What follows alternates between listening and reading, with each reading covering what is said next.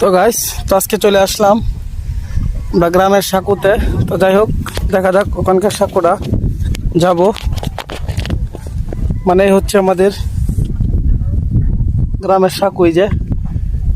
তো এটা কিন্তু পুরনো একটি সাঁকু। তো যাই হোক, আমরা ছোট যারা ছিলাম তারা কিন্তু অনেক মানে ছোটবেলায় কিন্তু এটা দিয়ে যেতাম, কিন্তু এটা আবার নতুন হয়েছে, আমাদের গ্রামে নির্মাণ হয়েছে। তো খুবই ভয় লাগতেছে, আমার হাঁটতেছি, বাপরে বাপ, মানে খুবই ভয় লাগতেছে সাঁকু দিয়ে এভাবে হেঁটে যাওয়াটা।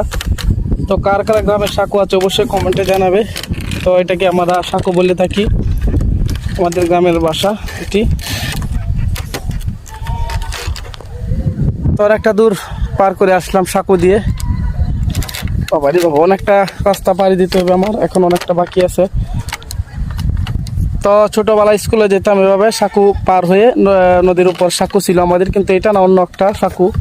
তখন আর নাই, ওটা ব্রিজ হয়ে গেছে। তো এখন ওই গ্রামের মানুষ এই দিক দিয়ে পারাপারের জন্য কিন্তু এই সাঁকুটা দিয়ে দেওয়া হয়েছে। বাবারি বাবা, ভয় লাগতেছে, ফোনটা পানিতে পড়েও যেতে পারে, মানে খুবই আতঙ্কের মাধ্যমে আছি।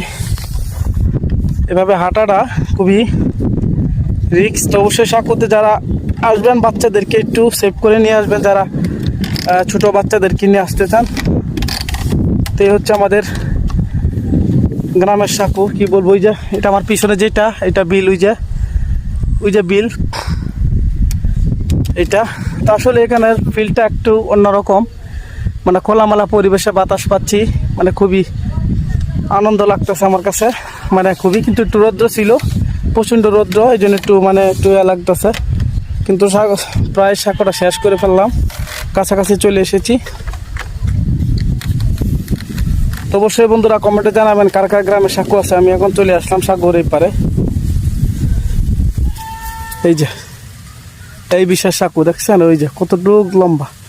তো বিশেষ হচ্ছে এখন সাঁকুর যেই রাস্তাটা, এই যে এটা কিন্তু সেই রাস্তাটা, এই যে এটা কিন্তু সেই রাস্তা, ঠিক আছে। মানে এই রাস্তা দিয়ে এসে সাঁকু উঠতে হয়, মানে এই যে এই রাস্তা দিয়ে এসে সাঁকু উঠতে হয়, ঠিক আছে।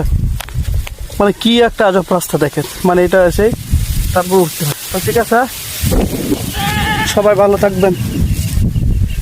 ভিডিওটা যদি ভালো লাগে সবাই সাবস্ক্রাইব করবেন। ধন্যবাদ সবাইকে, আল্লাহ হাফেজ।